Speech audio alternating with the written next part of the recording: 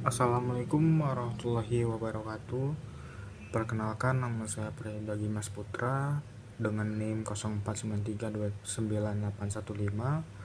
Prodi S1 Sistem Informasi dari UPBJJ UT Bandar Lampung. Di sini saya akan menjelaskan tugas 3 saya, yaitu penerapan framework Vue.js dengan menggunakan template,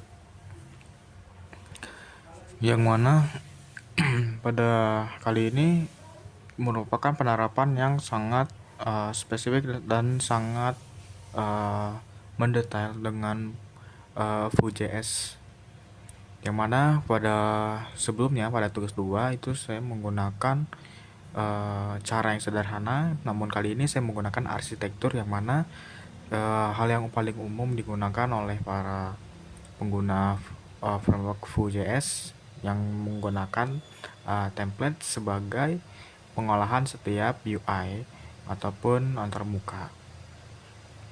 Baik, untuk selanjutnya saya akan menjelaskan bagaimana data yang saya dapatkan. Ini adalah data dummy. Terdapat juga list, array, UPBJJ, dan data-data bahan ajar lainnya. Juga terdapat juga data tracking delivery order. Dan di sini kita bisa melihat bahwasanya terdapat komponen, yang mana pada komponen ini itu sebagai template dari app modal. Jadi sesuai dengan namanya, file name-nya modal, nanti ketika user melakukan konfirmasi maka akan muncul app modal.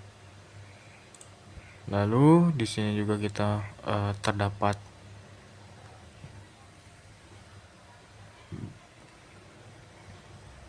konstruktor yang mana mengatur data tracking, dan juga pada komponen ini terdapat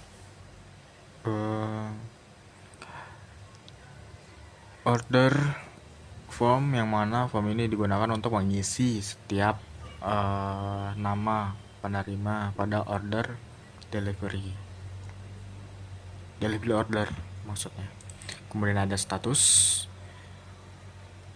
untuk melihat status pada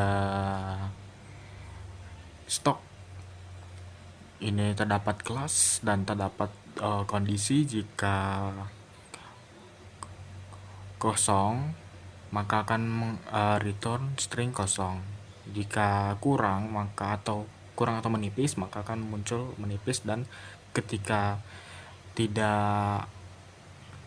masih data atau barang masih banyak maka akan mengembalikan return aman. Lalu untuk berikutnya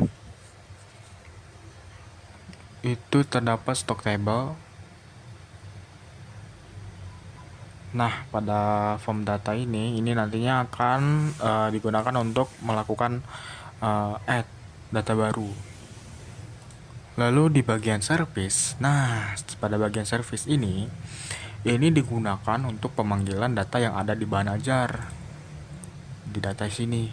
Jadi nantinya di UI atau tampilannya akan memanggil data yang dari data bahan ajar melewati atau dijembatani oleh API dari service ini, yang mana di sini terdapat async fetch data. Ketika responsnya itu tidak bisa memanggil, maka akan di-throw atau dilempar respon dengan network respon was not okay. Kalau misalkan dia responnya baik, maka akan muncul respon sesuai dengan datanya. Begitupun ini adalah bagian get untuk memanggil datanya. Lalu lanjut untuk bagian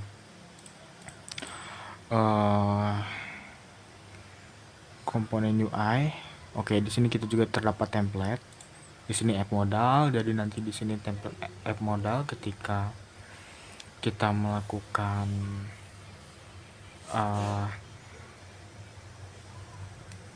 kondisi untuk menghapus ataupun mau menambahkan atau sejenisnya, maka akan muncul app modal. Dan di sini terdapat juga komponen stock table. Kita lihat di sini bahwasanya terdapat bagian filter dan lainnya. Oh ya, untuk di bagian order form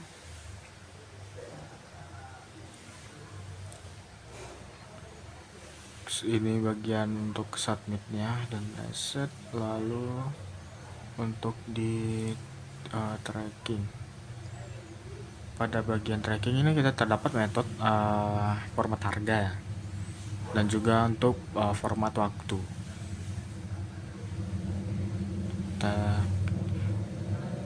Oke, di sini juga di tracking itu terdapat juga watch, di mana di sini untuk melakukan sinkronisasi data.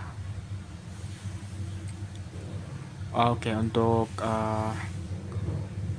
konstruktor mount ini digunakan untuk icon ya, sebenarnya untuk icon, cuman tidak terlalu penting. Kemudian untuk berikutnya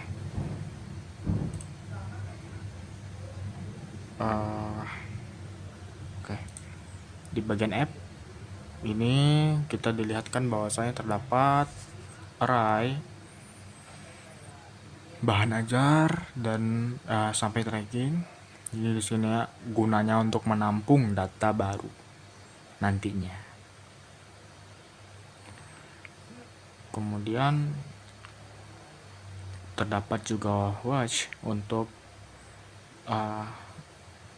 icon ya. Di sini kita lihat untuk bagaimana next tick pada icon. Oke, untuk berikutnya kita coba untuk lihat di bagian tampilan.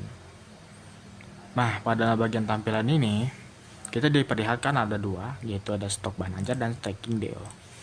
Untuk bagian stok bahan ajar, kita bisa melakukan filtering berdasarkan tempat. Misalkan di Jogja, maka akan muncul semua data yang ada di Jogja. Dan juga kita bisa melakukan reset ya. Lalu untuk berikutnya kita bisa melakukan filtering berdasarkan judul, bisa ascending dan descending. Kita lihat bisa tampil. Oke, lanjut untuk berikutnya kita juga bisa melihat stok rendah atau habis. Lalu pada bahan ajar di sini kita bisa menambahkan kode mata kuliah baru, lalu kategorinya, lokasi raknya,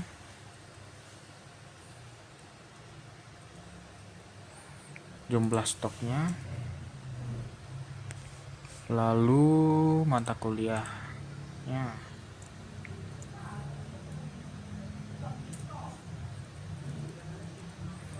lalu daerahnya, kemudian harga,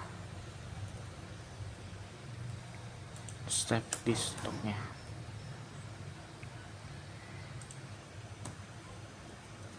Kita bisa juga menambahkan catatan di sini. Oke, kita simpan dan kita lihat. Nah, ini sudah masuk datanya dengan status aman. Kita juga bisa melakukan edit di sini. Kita bisa melakukan edit. Berikut ini adalah penjabaran UI dari stok bahan ajar. Berikutnya untuk tracking delivery, ini kita bisa melakukan pencarian berdasarkan name dan juga nomor DO nya. Nah, kita coba untuk melakukan pencarian berdasarkan nomor delivery order. Kita reset dulu bentar, kita cari di sini. Misalkan ini kita cari data ditemukan dan muncul datanya, nomor, NIM, nama, ekspedisi, dan status pengiriman. Dan tak hanya itu juga, kita bisa melakukan penambahan delivery order yang baru. Untuk nomor itu dilakukan auto generate di tracking. Untuk di tracking harusnya muncul ya.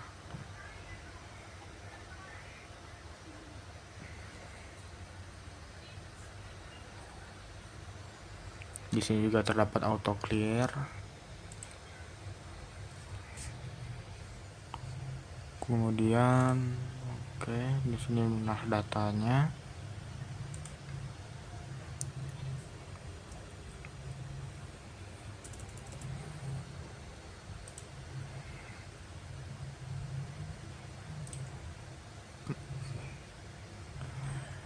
Oke, untuk berikutnya, untuk di bagian delivery order, kita bisa mendapatkan nomor delivery order secara otomatis. Kita hanya perlu menambahkan nomor NIM-nya saja, lalu namanya, belum selesai nih. Kemudian ini ekspedisi, bahan ajarnya, kemudian tanggalnya hari ini, lalu kita simpan. Dan kita lihat detailnya, ada nama Agus, nomor delivery ordernya, NIM-nya, kemudian ini status pengirimannya. Dan kita bisa juga menambahkan status progresnya, misalkan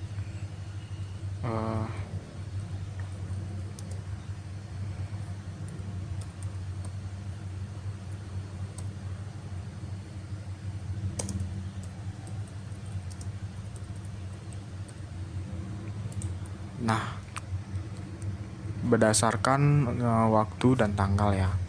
Di sini kita juga bisa mengupdate statusnya. Mungkin itu saja yang bisa saya sampaikan pada penjelasan project ataupun tugas 3 kali ini, penerapan framework Vue.js dengan template. Terima kasih. Wassalamualaikum warahmatullahi wabarakatuh.